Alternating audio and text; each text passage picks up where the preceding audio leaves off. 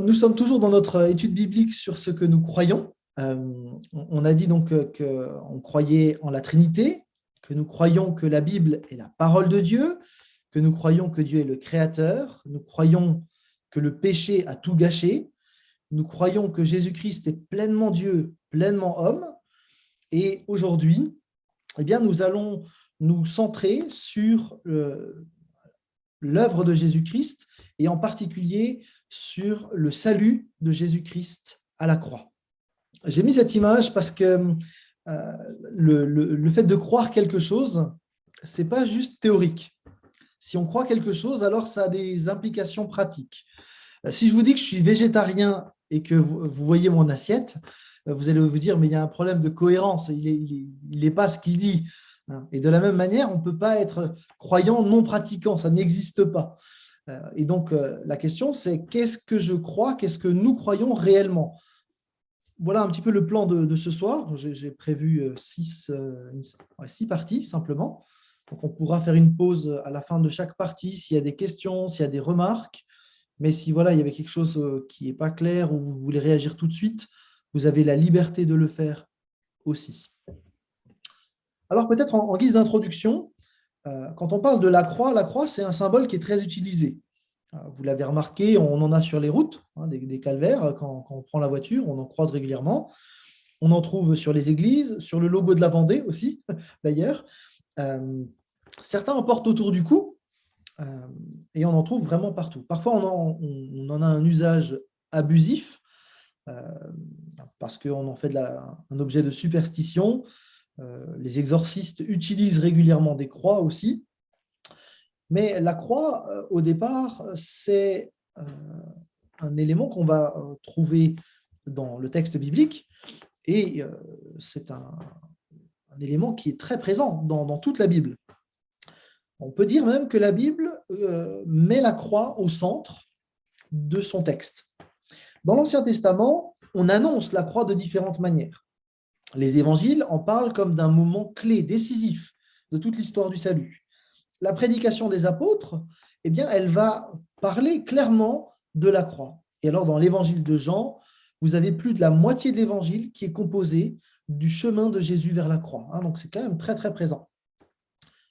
En fait, sans la croix, il n'y a pas de salut. La croix, c'est le cœur de notre espérance avec la résurrection. Et donc, on peut prendre ce texte de Galates 6, 14, si quelqu'un peut le lire. Donc, je vous laisse débarrer votre micro. Quant à moi, jamais je ne mettrai ma fierté en rien d'autre que dans la croix de notre Seigneur Jésus-Christ, par qui le monde est crucifié pour moi, comme je le suis pour le monde. Je ne mettrai ma fierté dans rien d'autre que dans la croix. Vous voyez l'affirmation massive de Paul. Et en fait, la vie de Paul, elle a été révolutionnée, on peut vraiment le dire comme ça, par la croix. Alors, c'est vrai qu'en tant que chrétien, on pourrait se glorifier de beaucoup de choses. On pourrait se glorifier du nombre de personnes qui fréquentent notre église. C'est un peu un grand classique. On pourrait être fier de la qualité de la louange ou de la prédication ou de ceci dans notre église. On pourrait être fier de nos activités, fier de ceci, fier de cela. On pourrait même être fier de Jésus parce qu'il y a eu des miracles, des guérisons. Mais se glorifier de la croix, c'est un peu plus compliqué. Ce n'est pas très sexy de suivre un crucifié.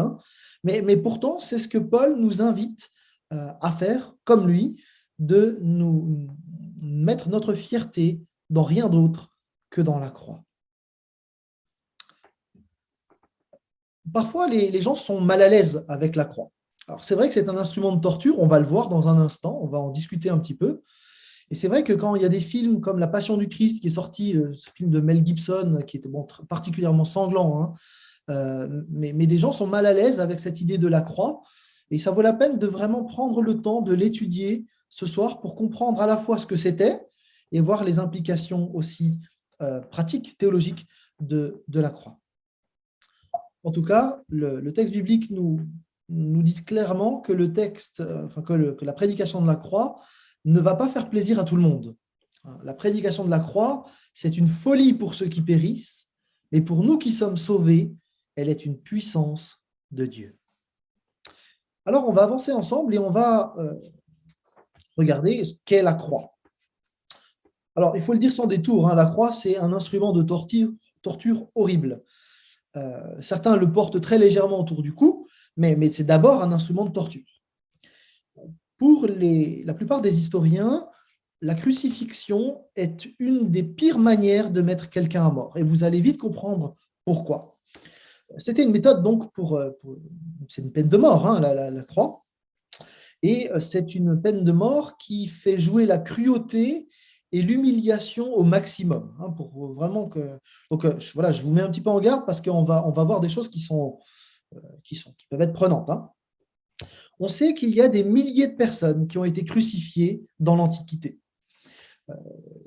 Les Romains ont utilisé cette technique de manière tout à fait régulière.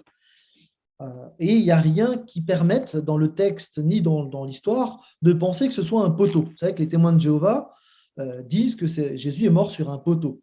En fait, ils font allusion au mot crux qui est utilisé dans le texte, mais en grec, on utilise le même mot pour parler d'un poteau ou d'une croix, donc ça n'a aucune incidence. Par contre, les découvertes archéologiques démontrent que pendant l'Antiquité, dans toutes les civilisations, on utilise la crucifixion, et particulièrement chez les Romains.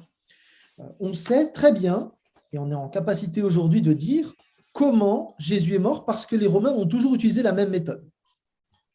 D'un point de vue textuel aussi, on va noter que la Bible parle de la marque des clous, et pas juste d'un clou, comme diraient les témoins de Jéhovah, mais vraiment des clous. Donc chez les Romains, on a toujours la même méthode. La crucifixion, donc, c'est une torture qui est réservée aux personnes qui troublent l'ordre public. En général, c'est pour des non-romains, même si on a eu quelques soldats des légionnaires qui s'étaient rebellés contre l'autorité de l'empereur, qui ont été crucifiés aussi, mais globalement, ce sont pour des non-romains qui troublent l'ordre public. Des gens qui, par exemple, vont essayer de tuer un légionnaire, des gens qui vont refuser de saluer l'empereur, etc. Donc, la crucifixion romaine, elle est réservée à ce public-là. Ça explique pourquoi Jésus, qui est accusé de trouble à l'ordre public, va être crucifié avec 2 brigands qui sont des terroristes, en fait. Hein. Donc, Jésus va être mis dans le même sac. Alors, le supplicié, celui qu'on va condamner, on va d'abord l'épuiser avec quelques coups. Alors, dans l'histoire de Jésus, c'est un peu particulier. Jésus va subir un traitement tout à fait particulier parce que normalement, on ne frappe pas autant quelqu'un qui va être crucifié. Donc, Jésus a vraiment vécu quelque chose de très particulier, mais normalement, on donne quand même des coups, d'humiliation. Et puis ensuite, on va demander au supplicié de porter sa croix. Alors, ce n'est pas tout à fait toute la croix qu'il va porter, mais en fait, il doit porter le patibulum. Le patibulum, c'est la partie transverse, horizontale de la croix. Et on a des représentations comme celle-ci. Il est plus probable qu'en fait, le condamné devait tirer au sol avec des cordes, donc avec les bras, il tirait avec des cordes le patibulum tout le long du chemin. Pour vous représenter un petit peu la scène, vous aviez un centurion qui marchait devant le condamné. Il était en habit d'apparat, il représentait la grandeur de Rome. Et puis derrière, vous avez donc le condamné qui tire son patibulum et qui a aussi un petit panneau qui explique pourquoi il est condamné. En fait, à l'époque, on ne cache pas les prisonniers ou les personnes qui vont mourir. Au contraire, on les montre pour que ça dissuade tout le monde de faire la même chose. Et donc, le condamné se balade dans les rues comme ça. La foule qui est excitée par les Romains est appelée à cracher sur le condamné, à l'humilier, etc. Et donc, on va avancer comme ça. Dans le cas de Jésus, en fait, Jésus, il a eu un traitement de faveur. C'est-à-dire que normalement, au départ, il a été frappé 40 coups moins 1. Donc, on meurt à 40 coups. On lui a donné 40 coups moins 1. Et normalement, c'est un traitement qui est réservé pour des personnes qu'on va relâcher ensuite. Or, Jésus, on va lui donner 40 coups moins 1 et ensuite, on va le crucifier. Et c'est pour ça que Jésus, sur le chemin où il tire le patibulum, en fait, il y a un moment où il s'effondre. Et donc, on va réquisitionner Simon pour porter la croix de Jésus. L'évangile de Jean n'en parle pas de cet épisode parce que chez Jean, Jean veut montrer que Jésus, il était pleinement Dieu et que jusqu'au bout, il était tout à fait maître de lui-même. Mais on le sait par l'évangile de Matthieu que Jésus était quand même sacrément amoché alors qu'il marchait dans les rues de Jérusalem. On a conduit Jésus au mont Golgotha, le lieu du crâne. Alors, on n'est pas certain à 100% du lieu exact aujourd'hui, mais la plupart des personnes considèrent que c'est à cet endroit-là. Et à ce moment-là, à cet endroit précis, et j'insiste, c'est un vrai lieu, même si on n'a pas forcément le lieu exact, mais c'est un vrai lieu où Jésus a été crucifié à un vrai moment, parce qu'on n'est pas dans de la légende, on est dans un fait historique. C'est un événement qui est attesté par tous les historiens. Je vous avais déjà cité Jean-Christian Petit-Fils, qui est un historien de renom, qui prouve simplement, avec les éléments qu'on a d'un point de vue historique, que Jésus est bien mort, condamné à mort et crucifié à la porte de la ville sainte. Alors, une fois que Jésus est arrivé au mont Golgotha, si on reprend les éléments qu'on connaît par l'histoire et dans la pratique des Romains, on a obligé Jésus à s'allonger par terre, on l'a mis à nu, parce qu'on est crucifié tout nu, on n'est pas crucifié avec des habits. Les habits coûtent cher, les étoffes coûtent cher, donc les crucifiés sont crucifiés nus, ça permet d'humilier aussi. Et puis on a étendu ses avant-bras et on a cloué sur la barre horizontale, on a cloué alors pas les mains, parce que les mains se déchireraient sous le poids de la personne, mais vraiment les poignets. Donc le début des l'avant-bras. Donc on perce vraiment avec des clous de 15 cm. Et puis une fois que la personne est fixée, on lève, en fait le patibulum est fixé sur la barre horizontale qui se lève pour pouvoir tenir simplement le condamné à mort. Il semblerait que certains de ces poteaux verticaux, ils étaient mobiles. On le voit d'ailleurs dans le film La résurrection de Christ, qui est plutôt bien fait, où vous voyez ce système de poteaux qui se lève comme ça et qui se redescend avec un système de charnière. Et donc, on fixe à chaque fois les patibulums dessus. Alors, contrairement à l'image qu'on en a, la croix, c'est un instrument de torture où le condamné n'a pas de bloc de bois sur lequel il pose ses pieds. Ça, c'est une mauvaise représentation. Mais par contre, il y a une pièce triangulaire derrière ses reins, qu'on appelle la cédula ou la cédécula, qui oblige le condamné à prendre une position assez particulière que vous voyez un peu représentée là sur l'image. On est donc un peu de travers comme ça. Les pieds du condamné, ils sont posés l'un contre l'autre, et puis on plante un long clou qui traverse latéralement les deux pieds qui viennent se clouer dans le socle de la croix. Et donc, vous avez le condamné qui a un corps qui fait un angle droit, quasiment avec son torse, et ça l'empêche de respirer librement. Et donc, si vous voulez, la mort à la croix, ce n'est pas obtenu par des blessures qui seraient infligées ou du sang qui coule, ça c'est une mauvaise image, mais en fait, c'est une asphyxie. C'est-à-dire que progressivement, en fait, le crucifié, il n'a plus d'air.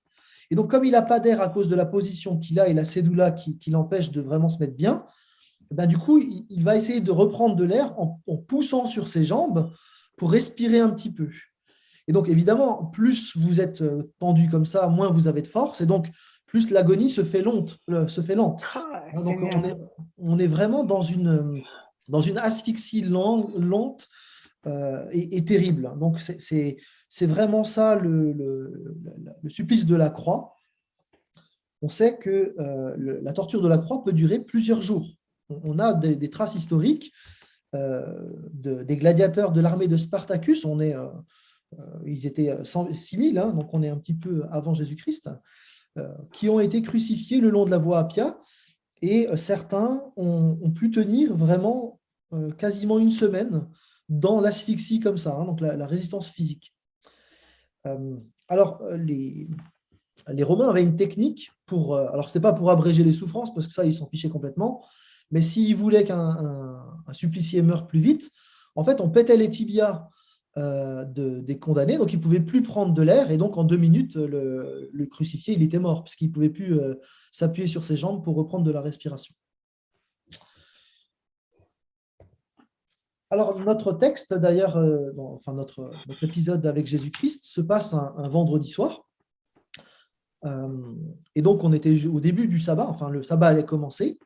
Et c'est pour ça que les Juifs vont demander aux Romains de casser les jambes, en fait, de Jésus. Ils voulaient faire la fête du sabbat, hein. C'est quand même assez gonflé de leur part, hein, de vouloir célébrer le sabbat, honorer Dieu, alors qu'ils viennent de faire condamner un innocent, à qui plus est le Fils de Dieu. Et en fait, les soldats vont casser effectivement les jambes des deux autres brigands qui semblent encore en vie, donc qui vont asphyxier dans les 2 minutes. Mais Jésus, lui, était déjà mort. Et donc, on ne va pas du tout lui casser les jambes, ce qui répond à une prophétie, hein, puisqu'il était question qu'on ne brise pas les os de l'agneau, hein, au moment de la Pâque. Mais par contre, on va lui enfoncer une lance sur le côté, en plein cœur. C'est ce qu'on faisait à l'époque pour pouvoir s'assurer que la personne était morte. Donc, si vous voulez, en termes de torture et de crucifixion, Jésus n'a pas vécu autre chose que ce que les condamnés habituels vivaient à l'époque de Rome. En tout cas, ce qui est clair, c'est que Jésus est mort sur la croix. On n'a pas eu un échange, Jésus n'était pas juste endormi, mais véritablement, il a agonisé et il est mort sur cette croix. Il y a quelque chose d'intéressant à savoir, alors je l'ai déjà dit au prédicateur, mais du coup, voilà, je vais le répéter pour ceux qui n'étaient pas là. Jean précise qu'au-dessus de cette croix, Pilate fait mettre une inscription, ce qu'on appelle le titulus, sur lequel il écrit le motif de condamnation. Vous savez, le titulus, c'est ce petit panneau que le condamné trimballait dans la ville, et puis ensuite on le fixait au-dessus de la croix pour voir pourquoi le condamné avait été crucifié. Et donc, pour Jésus, c'était cette mention-là qui était écrite. Et l'évangile nous précise que l'inscription est faite dans 3 langues, en hébreu, la langue du peuple, en latin, la langue de l'occupant, et en grec, la langue universelle à l'époque. Donc, on a vraiment là ce titulus qui est posé, et il est écrit en autarique. Alors, on connaît en fait la formule latine, hein, INRI, vous avez déjà vu, je pense, sur des calvaires. Hein. Ce qu'on sait moins, et ce qui est pourtant beaucoup plus intéressant, c'est qu'en hébreu, vous avez Yeshua HaNazir Hamelech Haeyudim, ce qui en fait en autarique s'écrit YHWH. Autrement dit, sur le titulus, au moment de la mort de Jésus-Christ, il y a écrit Yahvé au-dessus de la tête de Jésus. Et là, vous comprenez pourquoi les pharisiens deviennent fous furieux en demandant à ce qu'on change l'inscription et qu'on dise qu'il est écrit, qu'il a dit, parce que ça changerait l'écriture. Et Pilate, lui, va dire non, ce que j'ai écrit restera écrit, ce qui d'ailleurs fait référence à un texte d'Esther où le décret du roi Assuérus était là pour sauver les Juifs. Donc on a vraiment là un écho. En tout cas, Pilate, sans le savoir, affirme que Jésus est lui-même le roi de toute la terre, dont c'est écrit dans les 3 langues, mais qu'il est même lui-même Dieu, hein, Yahvé, qu'il est là pour sauver tous les humains. Donc là, on a vraiment quelque chose d'assez grandiose sur cette croix. Et on peut dire donc avec Paul, pour nous qui sommes sauvés, c'est la puissance même de Dieu qui se manifeste là sur la croix. Alors pourquoi ? On dit rapidement que Jésus est mort par amour. C'est vrai, c'est tout à fait juste. Mais il faut aussi préciser que Jésus est mort à cause du péché. On en a déjà parlé la dernière fois. Le péché, ce n'est pas une petite chose insignifiante. Ce n'est pas juste une mauvaise action, mais c'est vraiment cette attitude humaine de tourner le dos à Dieu, d'être indépendant à son égard, de ne pas s'intéresser à ce que Dieu veut, être indifférent. Quelque part, c'est cracher sur le plan divin, refuser de vivre ce pourquoi Dieu nous a créés. Et la croix, elle a été supportée par Christ. Il aurait pu, à n'importe quel moment, s'en défaire, hein, mais il a choisi volontairement de s'y soumettre pour nous rendre réellement libres. On peut résumer l'action de la croix dans une optique trinitaire pour bien le comprendre. On le dessine parfois, hein. Donc, vous avez Dieu et les humains qui étaient séparés à cause du péché. Les humains essayent de faire des efforts pour s'approcher de Dieu, c'est ce que disent toutes les religions, mais ça ne sert strictement à rien. Il a donc fallu que Jésus-Christ lui-même vienne pour faire le pont entre Dieu et les hommes. Et ce qui va faire la liaison véritablement, c'est lorsque le Saint-Esprit intervient et qu'il transforme de l'intérieur des humains pour qu'ils puissent vivre cette communion avec le Père. Donc, vous voyez bien l'action du Père, du Fils et du Saint-Esprit. C'est bien le Dieu trinitaire qui est à l'œuvre pour le salut. Donc, dans ces souffrances terribles, Jésus a été seul à cause du péché, séparé de Dieu. Il a été le juste condamné pour des injustes. Et il a crié au moment de la croix, « Tout est accompli ». Ça vaut la peine là, de juste peut-être faire un petit topo. Par la croix, la justice a été rendue, le péché a été lavé. Par la croix, nous sommes libérés du poids de nos fautes. Par la croix, nous sommes réconciliés avec Dieu. Nous savons que nous avons la victoire sur la mort. Nous recevons une vie nouvelle. Nous savons que nous ne sommes plus jamais seuls. Nous pouvons vivre une réelle communion avec les autres rachetés. Nous savons que notre place est près de Dieu pour l'éternité. Et nous savons aussi qu'un jour, il n'y aura plus de maladie, plus de souffrance. Alors, pour détailler un petit peu tout ça, j'aimerais avec vous d'abord mentionner que la croix ne devrait pas être détachée de la résurrection, parce que la résurrection confirme le verdict que c'est bien le Fils de Dieu qui s'est donné sur la croix. Et j'aimerais avec vous entrer dans les détails un petit peu, ce qu'on appelle les perspectives théologiques de la croix, c'est-à-dire qu'on va essayer d'entrer en profondeur dans le sens de la croix. On a différentes images qui sont données dans le texte biblique qu'il nous faut entendre, penser et méditer. Toutes ces perspectives sont bibliques et s'appuient vraiment, elles forment le cœur de ce que le texte biblique enseigne. Et Paul le rappelle, je vous ai transmis comme un enseignement de première importance ce que j'avais moi-même reçu. Le Christ est mort pour nos péchés, conformément aux Écritures. Il a été mis au tombeau, il est ressuscité le 3e jour, comme l'avaient annoncé les Écritures. C'est vraiment fondamental de bien comprendre la croix et la résurrection. Donc, on a plusieurs images qui sont utilisées pour parler de la croix, par exemple la réconciliation ou la dette effacée. J'aimerais vous proposer d'essayer d'en dire plusieurs de ces images pour parler de la croix. Je vous écoute. Voilà.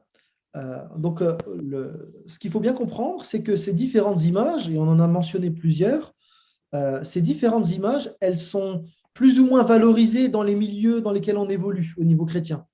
Il y a des milieux qui vont insister beaucoup sur une image et moins sur d'autres. Et ça donne des accents particuliers dans le christianisme. Donc, ça vaut la peine de les considérer tout ensemble plutôt que l'une contre l'autre. Vous comprenez bien l'idée. Donc, on va regarder ces différentes images qu'on trouve dans le texte biblique. L'idée, c'est j'aimerais vous emmener vers une vision plus juste, disons, de la croix, une vision plus riche, en tout cas, parce que pour parler de la mort de Jésus-Christ, le Nouveau Testament utilise des motifs, des images, des métaphores qui vont souligner un aspect de la mort de Christ. Alors, ce n'est pas que des images. Quand on parle d'images en théologie, c'est pour souligner qu'il y a différentes manières de dire les choses. Et comme la réalité est tellement grande, en fait, on ne peut l'approcher que par image. C'est ça qu'on essaye de dire. Alors, le premier motif, c'est la croix comme un sacrifice. C'est probablement l'un des plus connus, mais on ne comprend pas toujours ce que ça veut dire que la croix est un sacrifice. Les sacrifices dans la Bible sont mentionnés très tôt avec les patriarches et ils sont à mettre en lien avec les offrandes. Et les sacrifices et les offrandes sont d'abord des actes de reconnaissance. On le rapproche souvent de repas de communion où la reconnaissance est au centre du repas. Concernant les sacrifices, les premiers sacrifices, le Grand Dictionnaire de la Bible précise les motivations associées aux sacrifices de cette période semblaient être surtout de témoigner à Dieu de l'honneur et de le remercier pour sa bonté, mais on ne peut exclure des motivations plus solennelles. Ce qu'on est en train de dire, c'est que puisque le sacrifice, c'est d'abord une histoire de reconnaissance et de communion, ça a des implications sur la manière de comprendre la croix comme sacrifice. En fait, la croix, c'est d'abord la preuve que Jésus vivait toute sa vie pour la gloire de Dieu, dans la communion avec Dieu. Et la croix, si vous voulez, n'est qu'une des preuves, la preuve majeure que Jésus-Christ a bien vécu sa vie dans l'honneur de Dieu. Il a vécu sa vie en reconnaissance à Dieu, dans cette communion avec Dieu. Et du coup, quand on dit que Jésus est lui-même sacrifice, dans le Nouveau Testament, il faut comprendre que pour les auteurs du Nouveau Testament, c'est vraiment sa vie qui a été un sacrifice de communion. Vous voyez cette idée, hein? Vous avez Éphésiens 5, verset 2, qui nous invite à vivre comme Christ, mais pas comme un crucifié une fois pour toutes sur la croix, mais que toute votre vie soit dirigée par l'amour, comme cela a été le cas pour le Christ. Il nous a aimés et a livré lui-même sa vie à Dieu pour nous comme une offrande et un sacrifice dont le parfum plaît à Dieu. C'est toute la vie de Jésus qui a été un sacrifice, pas que la croix. Mais la croix, c'est le summum du sacrifice, si vous voulez. J'espère que ça va. Je vois un hochement de tête, alors je me dis que c'est bon. Donc, c'est vraiment important parce que notre relation avec Dieu, elle n'est pas définie par une sorte d'échange de sang, mais vraiment dans la communion avec Dieu. Et c'est justement parce que le péché a coupé la communion avec Dieu que le sacrifice de Jésus à la croix va rétablir la communion. Et du coup, pour pouvoir vivre cette communion perdue, eh bien, le sacrifice va recouvrir d'autres thèmes. Des mots un peu compliqués parfois, hein, expiation, pardon, propitiation, tout ça pour vivre la communion avec Dieu. Alors, si je détaille un petit peu, très rapidement, l'expiation, ça veut dire réparer une faute. Hein, c'est de subir une peine qui est jugée équivalente. Dans l'Ancien Testament, on retrouve plus d'une centaine de fois cette expression de l'expiation. C'est un thème central dans toute la Bible. Dans son alliance avec les humains, le Seigneur a donné une loi qui comporte une série de menaces. Et si Dieu ne mettait pas à exécution les menaces qu'il a lui-même déclarées, en fait, il serait comme un menteur et un falsificateur. Il serait quelque part complice du péché. Et ça, ce n'est pas possible. Donc, du coup, Dieu doit nécessairement juger les coupables. Il faut que le péché soit réparé par quelqu'un qui peut le faire. Et donc, dans l'Ancien Testament, on couvrait le péché, on va le revoir, mais il fallait, une fois pour toutes, une réparation, et c'est Jésus-Christ qui a réparé la faute, qui a expié à notre place. Nous sommes donc rachetés par le salut de Jésus. Sans cette expiation, en fait, il n'y aurait pas de pardon. Donc, vous voyez bien, les sacrifices de l'Ancien Testament annonçaient une réalité plus grande. Dieu n'a pu laisser impunis les fautes commises autant de sa patience qu'en vertu de son intention d'offrir un jour le sacrifice parfait et suffisant. Dit autrement, dans l'Ancien Testament, il était possible d'avoir des sacrifices animaux parce que Jésus allait arriver. Sinon, ce n'était pas possible. On a donc un thème qui revient juste derrière, c'est celui du pardon. Pardonner, c'est enlever une dette. Et donc, Dieu a pu enlever la dette parce que Jésus-Christ a payé le prix, il a réparé la faute. On va y revenir sur l'idée de dette. La troisième idée, avec celle du sacrifice, c'est celle de la propitiation. C'est le fait de rendre propice. On oublie parfois un petit peu, mais il faut bien la comprendre. Le péché, ce n'est pas juste une affaire de culpabilité, mais le péché appelle nécessairement la colère de Dieu sur le pécheur. Émile Brunner disait ceci: la colère de Dieu, c'est l'amour de Dieu dans la forme où l'expérimente l'homme qui s'est éloigné de Dieu et qui s'est dressé contre Dieu. C'est la réponse nécessaire. Donc, avec le péché, il y a nécessité d'apaiser la colère obligatoire de Dieu sur le péché. Et donc, du coup, il faut rendre Dieu propice, pour le dire comme ça. Et sans expiation, sans que la faute soit réparée, ce n'était pas possible que Dieu ait autre chose pour nous que de la colère. La bienveillance de Dieu ne pouvait pas se déverser sur nous si Jésus-Christ n'intervenait pas par amour pour nous. Vous voyez l'enjeu ? Dieu ne pouvait être que irrité contre nos péchés. Il n'y avait pas le choix. Et donc, à la croix, eh bien, l'Éternel a fait retomber sur Jésus-Christ l'iniquité de nous tous, C'est comme ça que Jésus s'est chargé de nos fautes, Ésaïe 53, et que la colère de Dieu s'est déversée sur lui. Le juste est mort pour des injustes.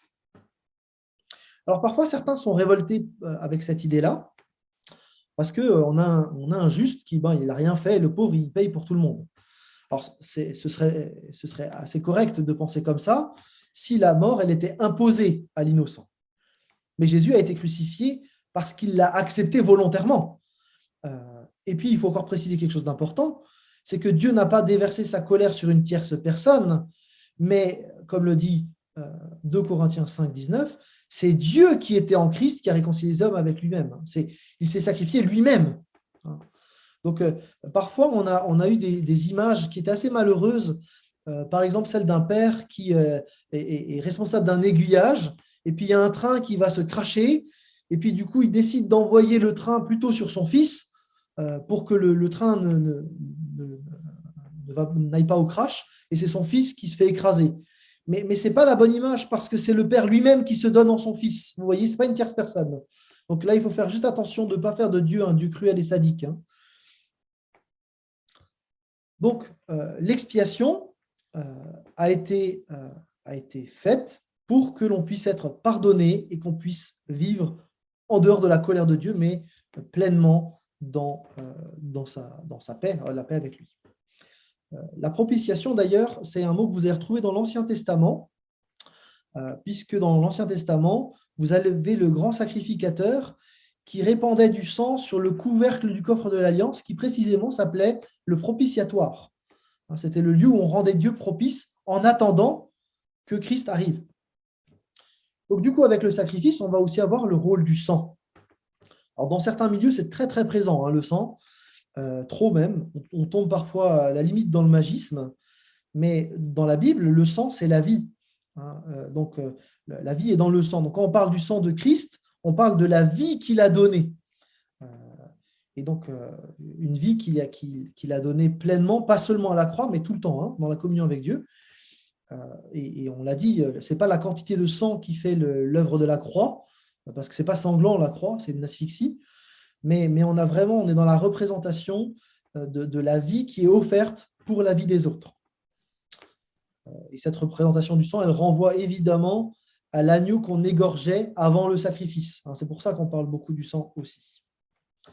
Et du coup, avec ce thème du sacrifice, on renvoie aussi à l'alliance, puisque du coup, Jésus-Christ, et vous le savez avec les textes de la scène notamment, on va parler de cette nouvelle alliance conclue en son sang, dans le sang de Jésus-Christ. Alors peut-être on peut préciser quelque chose ici. Ça va vous permettre de participer un petit peu. Dans l'ancienne alliance, l'alliance, elle est conclue entre Dieu et qui? Il faut ouvrir les micros. Je vous écoute. Il n'y a pas de piège. Le peuple, non. Le peuple d'Israël. Oui, absolument. C'est le peuple d'Israël. Et les clauses de l'alliance, c'est lesquelles? À quoi Dieu s'engage?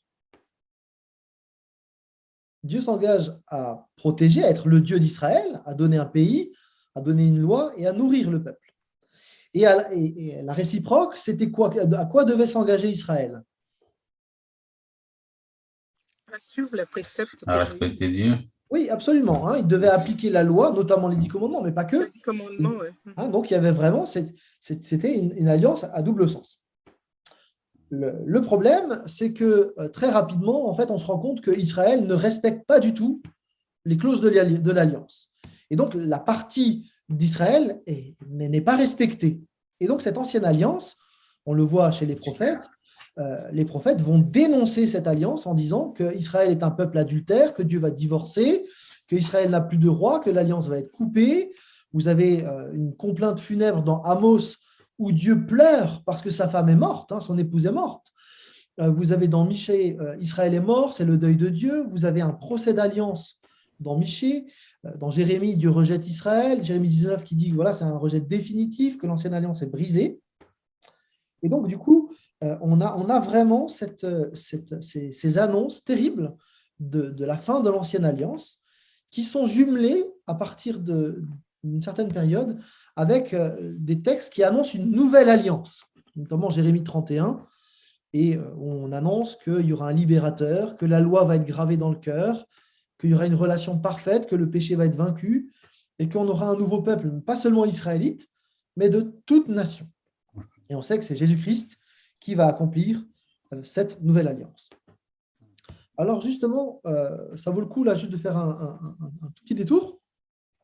Dans l'Ancien Testament, Israël était appelé à être le peuple de Dieu, à être un royaume de sacrificateurs, une nation sainte. Avec la nouvelle alliance, c'est l'Église qui est l'Israël continué, qui va recevoir les mêmes paroles pour pouvoir être le peuple de Dieu aussi. Vous avez exactement les mêmes textes, un pour Israël, et Pierre qui va reciter le même texte pour parler de l'Église. Dans la nouvelle alliance, il y a quelque chose là qui se joue. Alors, si Jésus est venu, c'est justement pour pouvoir établir cette nouvelle alliance. Et il a pris avec lui 12 personnes.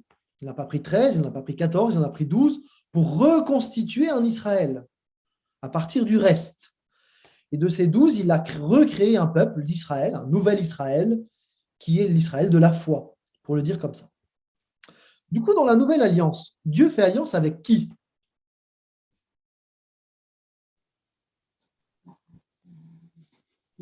Avec tous les hommes, avec qui ont accepté, ouais. En fait, si c'était le cas, si c'était une alliance qui était faite avec les humains, ce serait dépendant de notre partie. Et là, on ne serait pas bien barré.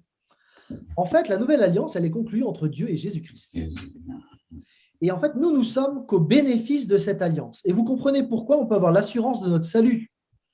C'est que ça ne dépend pas de nous. Ça dépend de l'œuvre de Jésus-Christ. Et du coup, nous, on est sûr de ne pas perdre notre salut, même si maintenant je disais un mensonge à ma femme, je ne le fais pas, promis, mais même si je le faisais, je ne perdrais pas mon salut, parce que Christ a payé pour moi. Donc là, il y a vraiment un enjeu majeur. Paul parle du chef d'alliance, et il dit en Christ, on est pardonné, on est juste pour toujours. Là, on est appelé les saints dans le Nouveau Testament, et donc le Saint-Esprit nous est donné avec cette assurance, cette paix, cette joie du salut qui est acquis une fois pour toutes. Jésus a accompli ce qu'Israël n'a pas fait.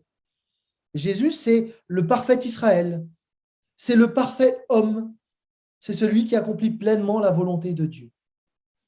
Il est celui qui a vécu une vie de sacrifice, de communion parfaite avec Dieu. Vous voyez que le thème de la croix comme sacrifice est très vaste, du coup, à la fois dans la reconnaissance, dans la communion, dans le sang, dans l'alliance. Vous voyez un petit peu tous ces thèmes. Et donc, ce qu'on dit depuis tout à l'heure, c'est que Christ est le sacrifice parfait.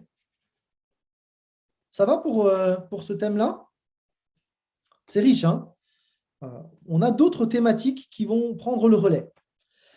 On a aussi la croix qui est présentée comme un acte juridique. On va trouver là l'image du châtiment, et c'est notamment Isaïe 53 qui va associer particulièrement châtiment et substitution. Méprisé et abandonné des hommes, homme de douleur et habitué à la souffrance, semblable à celui de qui on se détourne, il était méprisé. Nous ne l'avons pas estimé. En fait, ce sont nos souffrances qu'il a portées.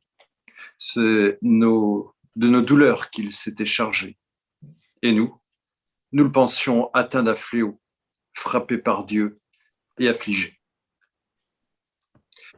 Or, il était transpercé à cause de nos transgressions, écrasé à cause de nos fautes. La correction qui nous vaut la paix est tombée sur lui, et c'est par ses meurtrissures que nous avons été guéris. Nous étions tous errants comme du petit bétail, chacun suivait sa propre voie, et le Seigneur a fait venir sur lui notre faute à tous. Maltraité, affligé, il n'a pas ouvert la bouche, semblable à un mouton qu'on mène à l'abattoir, à une brebis muette devant ceux qui la tondent. Il n'a pas ouvert la bouche. Merci. On a là un texte où il est question de substitution. Il l'a fait à notre place. On est dans le domaine du juridique. Statutairement, quelqu'un a échangé nos places. Nous avons été justifiés. Non pas que nous sommes justes nous-mêmes, mais nous avons été rendus justes par Dieu qui s'est donné. C'est vraiment Dieu qui se donne. Là, vous avez cet acte 28, hein, faites paître l'Église de Dieu, l'Église qu'il s'est acquise par son propre sang, le sang de Dieu. Hein. Donc, vous voyez les choses. Hein. Donc, la mort à la croix, ce n'est pas une mort banale, mais ça a un caractère légal. Cette mort, elle déclare juste celui qui en est au bénéfice. Là, c'est tout le mot justification, hein, qui est un terme juridique. On est en train de dire qu'avec ça, que l'être humain ne peut pas être juste en lui-même, mais qu'il a besoin d'être rendu juste par un autre, par Jésus-Christ. Et c'est ce que dans toutes les religions du monde, on refuse. Hein. On essaye de se sauver par soi-même, mais en fait, c'est une impasse. La Bible dit très clairement que pour obtenir la justice par cette voie-là, il faudrait avoir obéi à toute la loi sans défaillance. Mais l'Écriture nous montre que cette voie mène à une impasse. Celui qui, par impossible, aurait observé toute la loi et enfreint un seul commandement a transgressé la loi tout entière. On peut prendre un exemple pour le montrer. Si je franchis une clôture que je n'ai pas le droit de franchir, si j'ai franchi à plusieurs endroits, peu importe. Même si je l'ai franchi à un seul endroit, je suis du mauvais côté. Hein, donc, la question, elle est vraiment celle-là. Et du coup, si on essaie de se justifier soi-même, on est dans l'incertitude et ou dans le désespoir, parce qu'on n'est jamais certain d'en avoir fait assez. Ou au pire, on est dans l'illusion de se croire suffisamment bon. En fait, l'être humain, il a besoin de la grâce. Il a besoin de cet acte juridique qui le rend juste, sinon il est perdu. Il ne peut pas se sauver soi-même. Le salut par grâce, ça exclut toute contribution de la part de l'homme. C'est une faveur imméritée de la part de Dieu qu'on doit recevoir par la foi. Et cette reconnaissance, elle va être accompagnée d'un changement de vie. On peut l'expliquer. Imaginez que vous allez au restaurant, dans un très beau restaurant, je ne sais pas quel est le meilleur restaurant de l'île, hein, vous m'inviterez un jour, mais vous imaginez, vous allez dans ce restaurant-là et vous avez une facture qui est colossale. Vous ne pouvez pas la payer tellement c'est cher. Et là, vous avez un de vos amis qui paye la facture. Une fois que la personne a payé la facture, vous n'allez pas commencer à cracher par terre, à faire pipi dans un coin, à renverser la table. Ça n'a aucun sens. Vous allez déshonorer votre ami sinon. De la même manière, puisque Jésus-Christ a payé pour nous, on va vivre une vie qui l'honore. Donc, ce n'est pas la cause, mais c'est la conséquence. Donc, ça permet simplement de remettre les choses au bon endroit. On a un troisième motif, c'est celui de la réconciliation. Vous avez ce thème dans Romains 5, par exemple. Hein. Nous étions ennemis, nous avons été réconciliés avec Dieu. Peut-être une précision là. Parfois, on a l'idée qu'il faut ramener les non-chrétiens à des meilleurs sentiments pour qu'ils acceptent Dieu. Hein, on a l'idée que l'homme il est fâché contre Dieu et que quand même, il faut qu'il ait de meilleurs sentiments. Mais dites-moi, qui est offensé par qui dans l'histoire ? Qui est-ce qui fait la faveur ? Est-ce que c'est l'homme qui fait une faveur ? Seigneur, je te fais une faveur, viens dans ma vie. Ou est-ce que c'est Dieu qui nous fait la faveur d'être réconciliés avec lui ? Parce que ce n'est pas tout à fait pareil. Et vous voyez que dans la manière dont on présente les choses, des fois, c'est limite. Hein. Le cadeau, le privilège, c'est Dieu qui nous offre ça, cette réconciliation. C'est lui qui accepte d'être réconcilié et donc ce n'est pas l'homme qui fait une faveur à Dieu. On a une tendance très postmoderne à tout centrer sur l'homme. C'est Dieu qui est l'acteur, hein, pas l'homme. Si on part de l'homme et de ses sentiments, on n'arrive pas à la même chose. Hein. Donc, la croix comme réconciliation de l'être humain avec Dieu, mais aussi, bien sûr, après, de l'être humain avec les autres êtres humains, puisque c'est une des conséquences de la croix, c'est que la croix a brisé tout ce qui nous séparait les uns des autres. Et donc, vous avez ce texte, par exemple, de Galates 3, 28. En Christ, il n'y a plus ni homme, ni femme, ni juif, ni non-juif, ni esclave, ni libre. Non pas qu'on serait dans une société égalitaire où il y a tout qui est mis à plat, mais en fait, tout ce qui était autrefois des distinctions qui nous séparaient, en Christ, elles sont transformées pour être désormais, pour que nous soyons désormais une seule et même famille.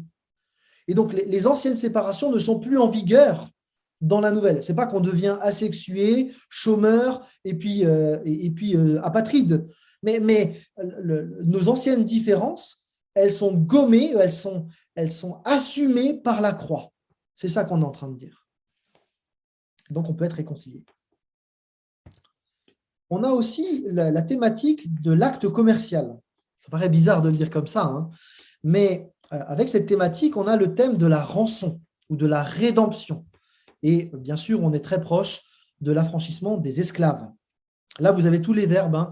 Vous avez été acheté à grand prix, vous avez été acquis. C'est le thème du prix payé pour la libération. Et donc là, on a vraiment, il faut se remettre dans nos premiers siècles. Hein. Vous avez des marchés aux esclaves. Et donc, vous avez quelqu'un qui a racheté les esclaves en prenant leur place. Hein, donc, ça n'a pas de sens. Normalement, si vous êtes riche, vous achetez un esclave, mais vous ne faites pas esclave pour en libérer un. Ça n'a aucun sens. Mais c'est pourtant ce que Dieu a fait pour nous. Alors, on a deux motifs qui sont liés à celui-là. Je ne vais pas entrer dans le détail, mais vous avez le rachat du proche parent, le Goël, qu'on trouve dans Ruth notamment, avec Boz. Et puis, vous avez bien sûr l'Exode, où le peuple d'Israël a été racheté de l'esclavage d'Égypte. Et bien, de la même manière, les chrétiens ont été rachetés au moyen de la mort de Jésus-Christ. Donc, on a vraiment cette équivalence pour les deux.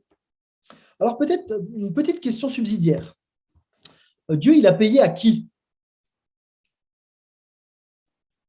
Vous avez une idée? Il y a un piège. Il y a un piège à lui-même, non? Exactement. À lui-même, ouais. La bonne réponse, c'est ça, c'est qu'il a payé à lui-même. Alors, malheureusement, il y a certaines personnes qui disent que Dieu a payé au diable. Oh. Et que la dette, du coup, serait levée maintenant parce que Dieu a payé au diable. D'autres, dans la même idée, disent que Satan a des droits qu'il faut briser. Mais ça, même s'il y a un ou deux pères de l'Église qui l'ont défendu à un moment donné, et de manière très nuancée, c'est une idée très problématique. Parce que dans l'image biblique, eh bien, on dit que Dieu a payé, mais on ne dit jamais à qui il a payé. C'est le problème des images, c'est qu'elles ne sont pas complètes et il ne faut pas rajouter des choses aux images. Sinon, on peut partir dans le décor. En fait, cette image, elle insiste surtout sur le fait que Dieu a payé. C'est surtout ça que l'image, elle veut mettre en avant. Donc, ce n'est pas l'idée de l'échange ou de la transaction, ou alors il faudrait parler d'autotransaction, comme tu as dit, si tout, il a payé à lui-même. C'est John Stott qui parle de autosubstitution. Donc ça pourrait aller. Mais en tout cas, c'est surtout l'idée que Dieu a payé quelque chose. C'est gratuit pour nous, mais ça ne l'a pas été pour Dieu. C'est cette idée-là. La Bible précise parfois de quoi on a été racheté. Ça nous permet de juste vérifier que ce n'est pas de Satan. Vous avez dans des textes comme Galates 3, par exemple, où c'est de la malédiction de la loi qu'on a été. La loi qui a été établie par qui? Par Dieu lui-même. Ou dans 1 Pierre, vous avez été libérés de cette manière futile de vivre qui précisément est démontrée par la loi que Dieu a mis en place. Donc, ce n'est pas de Satan qu'on doit être racheté en tant qu'esclave, mais c'est de la loi. Donc, on a là la dimension commerciale, le rachat de la loi. On n'est plus sous la malédiction de la loi, mais on a été racheté par Christ. Dernier motif, c'est celui de la victoire. Là, on regarde cette fois-ci la croix sous les effets.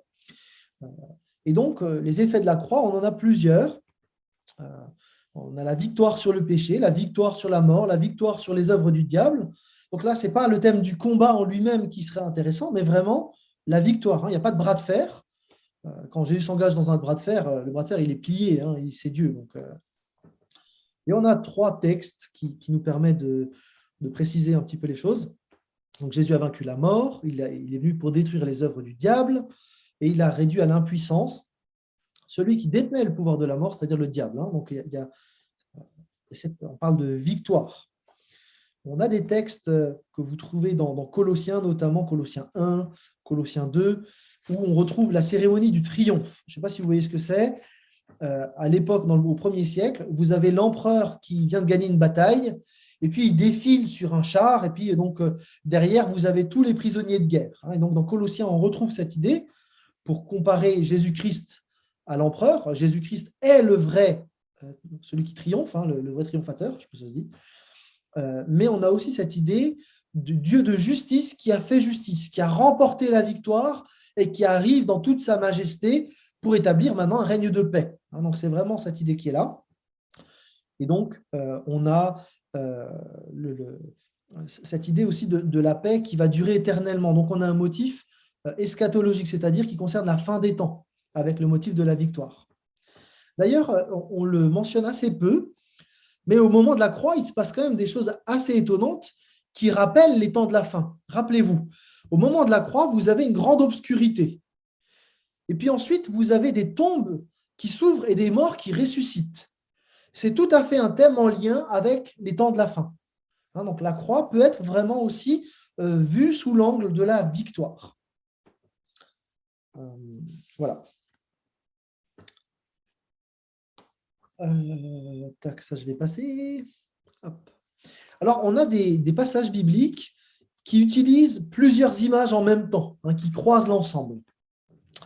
Vous avez par exemple, dans Romains 3 au verset 23, Paul qui va conjuguer plusieurs images. Vous les avez là. Si quelqu'un veut peut-être juste lire ce texte. Tous ont péché, en effet, et sont privés de la gloire de la présence de Dieu. Et ils sont déclarés justes par sa grâce. C'est un don que Dieu leur fait par le moyen de la délivrance apportée par Jésus-Christ. C'est lui que Dieu a offert comme une victime destinée à expier les péchés pour ceux qui croient en son sacrifice. Ce sacrifice montre la justice de Dieu, qui a pu laisser impunis les péchés commis autrefois, au temps de sa patience.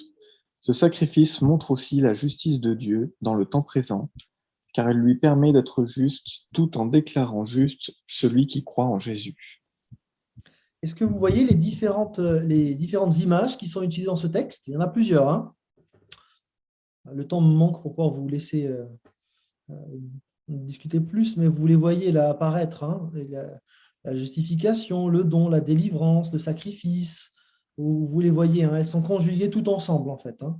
Vous avez le même principe dans Romains 5, les versets 9 à 10, où là aussi, on mêle différentes images ensemble. Alors, pourquoi est-ce qu'on utilise toutes ces images? Eh bien, en fait, c'est parce que la croix, c'est un événement en soi. C'est un événement qui est cosmique, qui touche le ciel et la terre. Et du coup, il n'y a aucune thématique qui peut rendre l'ensemble juste en disant une thématique. On a besoin de l'ensemble des données pour avoir la grandeur de la croix. Alors, certains insistent beaucoup sur la victoire. Alors, typiquement, dans le milieu pentecôtiste charismatique, on va beaucoup insister sur Jésus le victorieux.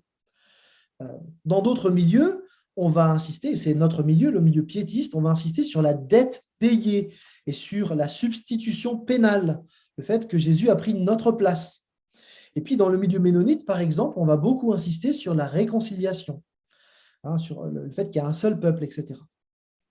Donc, l'œuvre de la croix, en fait, elle couvre l'ensemble de ces motifs, et plutôt que d'être tout le temps rivé sur un seul de ces axes, ça vaut la peine de les conjuguer avec les autres axes.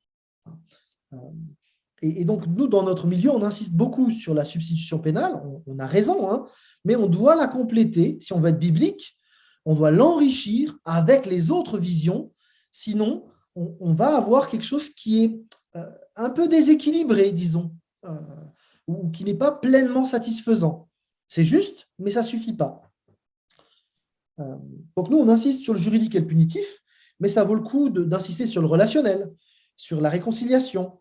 Sinon, on arrive sur quelque chose de juridique, de froid, de sec, qui ne correspond pas à ce que dit le texte biblique. De la même manière, on doit intégrer les notions de victoire, de joie, de fête, pour ne pas juste être dans l'introspection et dans les pleurs. Là, il y a quelque chose qui ne serait pas juste non plus. Et en fait, il y a un moment dans notre culte où on le voit très clairement, c'est la scène. Parce que justement, la scène, c'est la cristallisation des accents que l'on met les uns les autres. Et si vous prenez la scène en milieu charismatique, vous ne la vivrez pas de la même manière que la scène en milieu piétiste. Et donc, vous voyez que plutôt que de se crisper à un endroit ou à un autre, en disant oui, mais enfin bon, ils prennent la scène de manière légère, c'est pas vrai, mais ils la prennent de manière festive parce que la croix, c'est aussi la victoire. Et donc, du coup, ça nous permettrait, nous, d'enrichir en tout cas notre manière de faire. Et voilà, on a 52 dimanches dans l'année, il y a de quoi enrichir avec toutes les thématiques qu'on a vues, notre compréhension de la croix pour ne pas perdre de la grandeur de l'œuvre de Jésus-Christ. Alors justement, le dernier élément que je voudrais partager avec vous dans les 5 minutes, je vais déborder, je suis désolé, qui sont là, vont nous permettre d'enrichir encore un peu plus notre pratique de la scène et notre compréhension de la croix. J'ai pris l'habitude de parler de la croix et du salut en parlant de 3 dimensions. La dimension passée, la dimension présente et la dimension future. Alors, je vais passer mon brainstorm pour aller plus vite. Mais ce qui a été accompli en Jésus-Christ, on a mentionné, mais on a le salut qui est complètement acquis, il nous a rendus justes, on n'est plus soumis à la colère de Dieu, on est pardonné, acquitté, libéré de l'emprise du péché, on peut lutter contre le péché, on n'est plus soumis à sa puissance, et on a été transporté du royaume des ténèbres au peuple qui appartient à Dieu. Ça, c'est ce qui a été fait. Et c'est juste à la scène de se souvenir de tout ça. Mais il y a plus. Il y a aussi ce qui est aujourd'hui en Jésus-Christ. En Jésus, maintenant, notre statut face à Dieu, il est réglé. Je suis enfant de Dieu. Et je peux donc célébrer au moment de la scène cet état de fait. Mais je ne suis pas seul enfant, je ne suis pas un enfant unique. Je fais partie d'un peuple. Le pain que je mange, il a été coupé d'un ensemble qu'un autre est en train de partager avec moi. Donc, on est ensemble, une seule famille. On a une nouvelle identité, on peut vivre une nouvelle vie. On est habité par le Saint-Esprit qui a commencé son œuvre de transformation et qui vit aujourd'hui en nous. Et donc, je suis appelé, et c'est un des moments aussi, la scène, qui nous permet de nous examiner, pas seulement dans quelque chose de mortifère en disant « Ah, Seigneur, tu es mort à cause de moi », c'est vrai, mais aussi pour lui dire « Seigneur, je veux qu'aujourd'hui, tu prennes toute la place dans ma vie ». Et puis, on a cette certitude aujourd'hui que notre salut est définitif. Donc, vous voyez qu'il y a quand même des choses qui sont particulièrement fortes. On peut encore dire d'autres choses. Parce que Dieu m'a sauvé par grâce, mon regard sur les autres devrait changer aujourd'hui. Les autres chrétiens, même s'ils sont imparfaits, ils sont eux aussi sauvés par grâce. Et ça m'appelle à vivre un petit peu avec plus de souplesse avec les autres. On m'a dit aussi, voilà, je ne suis pas seul, donc je suis uni aux autres par l'Esprit. Et puis, je peux aussi reconnaître que Jésus-Christ est fidèle dans mon quotidien. Lui qui a donné sa vie pour nous, comment ne nous donnerait-il pas toute autre chose avec ce qu'il nous a déjà donné? Et puis, donc, aussi, il nous donne sa paix. Et puis, on a aussi ce qui vient en Jésus-Christ. On est appelé à prendre la scène jusqu'à son retour. Et donc, on a là un appel à ce qui arrive derrière. Il y a le fait qu'il n'y a pas de condamnation éternelle, mais la vie joyeuse en Christ, la résurrection de notre corps, la paix et la joie éternelle. Je vous rappelle que cette vie éternelle, on en reparlera quand on y sera, mais c'est une vie physique, active, sans pénibilité, avec les retrouvailles de nos frères et nos sœurs en Christ, avec qui on est en train de partager la scène, avec qui on confesse la foi en Jésus-Christ, eh bien, on va vivre l'éternité ensemble, sur une terre nouvelle, avec une vie sur cette terre. On sait qu'on a cet état intermédiaire en Christ si on meurt maintenant en attendant son retour, mais en tout cas, on a la certitude du salut. Et je veux juste citer Jacques Buchol d'ici, l'espérance ultime des croyants n'a jamais été la vie éternelle de l'âme sans corps, où on se baladerait sur les nuages, mais c'est la résurrection, la rédemption de l'homme tout entier et de la création elle-même. Et vous voyez que la scène devrait être un rappel de ces 3 dimensions du salut et pas juste que d'une seule de ces dimensions. Sinon, on n'est pas biblique. On tronque l'œuvre du salut et il nous manque quelque chose. Et donc, quand on prend la scène, eh bien, on peut se souvenir de ce que Christ a fait dans l'histoire, ce qu'il nous a offert à nous par grâce. On peut aussi proclamer notre foi commune, l'invitation que Jésus nous donne à tous, notre engagement, notre communion réelle, et puis dire que nous sommes le peuple du royaume et qu'on anticipe le royaume du Seigneur. Alors peut-être pour vous encourager à aller un peu plus loin, j'aimerais vous encourager dans les semaines qui viennent, peut-être cette année, si vous avez en plus choisi de faire un plan de lecture de la Bible en 1 an, de souligner tous les versets qui concernent le salut, la grâce, le sacrifice, dans la Bible. Vous pouvez prendre par exemple le rouge pour matérialiser la croix ou la vie que Christ offre. Et du coup, ça permet quand on ouvre le texte biblique, de voir tous ces textes qui parlent du salut de manière si précieuse. Avant de vous laisser la parole pour le partage et le temps de discussion, je vous propose de conclure avec simplement la lecture de l'article 6. Et après, on aura notre temps de discussion. Est-ce que quelqu'un veut nous lire? Il y a 4 slides.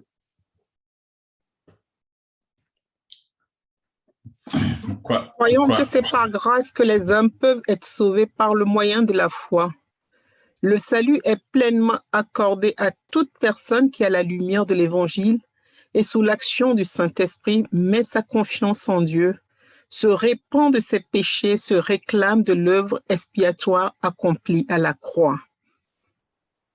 Uni à Christ et ainsi placé au bénéfice de sa mort et de sa résurrection, le pécheur reçoit le pardon de Dieu pour ses fautes, obtient les mêmes droits que s'il avait obéi à la loi de Dieu et bénéficie de la faveur divine. Il est baptisé dans l'Esprit. L'Esprit le régénère, lui communique la vie éternelle et l'intègre au peuple de Dieu. Sans atteindre ici-bas la perfection, il s'engage dans une vie de piété, d'obéissance à Dieu, de témoignage rendu à l'Évangile et de service à la gloire de Dieu, manifestant ainsi par ses actes l'authenticité de sa foi et de sa repentance. Nous croyons que par sa mort, Jésus-Christ a porté nos souffrances et nos maladies et qu'il nous a ainsi acquis la rédemption de notre corps. En conséquence, nous expérimenterons à son retour une pleine et entière guérison. Pour le temps présent, Dieu peut accorder s'il lui plaît une guérison extraordinaire par anticipation sur l'étape finale de la rédemption. Dans le cas contraire, il appelle le chrétien à le glorifier dans la maladie, la souffrance ou la mort.